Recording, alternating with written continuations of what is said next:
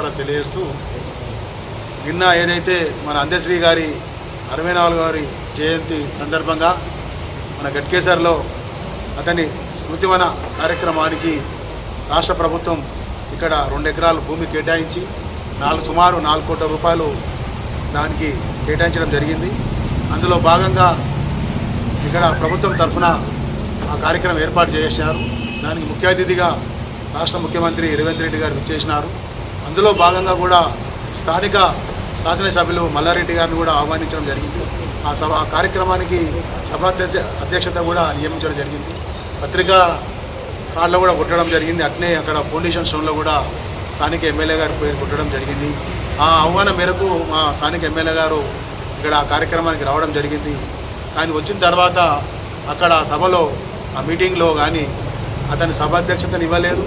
అతనికి మాట్లాడడానికి అవకాశం కూడా ఇవ్వలేదు ఈ ప్రభుత్వం కానీ, అక్కడ ముఖ్యమంత్రి కానీ, అక్కడ మంత్రులు కానీ ఎవరు కూడా స్థానిక ఎమ్మెల్యే ప్రోటోకాల్ పద్ధతి ప్రకారం ఇవ్వకపోవడము కాక ఇంకా కూడా మా పార్టీకి సంబంధించిన మా రాష్ట్ర మాజీ ముఖ్యమంత్రి పార్టీ అధ్యక్షుడు కేసీఆర్ గారిని, అలాగే వర్కింగ్ ప్రెసిడెంట్ కేటీఆర్ గారిని, మా మాజీ మంత్రివర్యులు హరీష్ రావు గారిని పెద్ద ఎత్తున మా పార్టీని అతను దూషించడం జరిగింది. కార్యక్రమం అనేది అది అందశ్రీ గారి కవి, ఒక గొప్ప కవి గారి కార్యక్రమానికి ఇచ్చేసి అతని గురించి, అతనికి అక్కడ వచ్చిన కవుల గురించి అది మాట్లాడాలి పోయి, కానీ అతను పాత ముఖ్యమంత్రి గురించి, పాత పార్టీ గురించి, అందులో అక్కడ స్థానిక శాసనసభను పెట్టుకొని ఆ టీఆర్ఎస్ పార్టీ సభ్యుని పెట్టుకొని కూడా ఆ రకంగా మాట్లాడడం అది భావ్యం కాదు.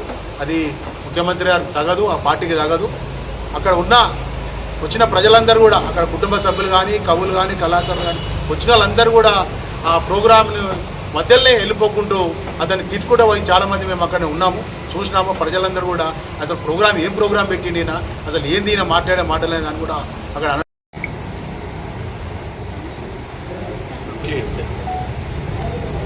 హృదయపూర్వక నమస్కారాలు. అలాగే శ్రీనివాస్ గౌడ్ గారికి, అలాగే జక్క వెంకరెడ్డి గారికి, బుచ్చిరెడ్డి గారికి, సంజీవ్ రెడ్డి గారికి, ఇతర మిత్రులందరూ కూడా నా హృదయపూర్వక నమస్కారాలు. మరి ఈరోజు గట్కేసర్లో ఈ ప్రెస్ మీట్ పెట్టడానికి కారణం ఏంటంటే, నిన్న ముఖ్యమంత్రి వర్యులు ఇక్కడికి మరి అందశ్రీ గారి జయంతిని పురస్కరించుకొని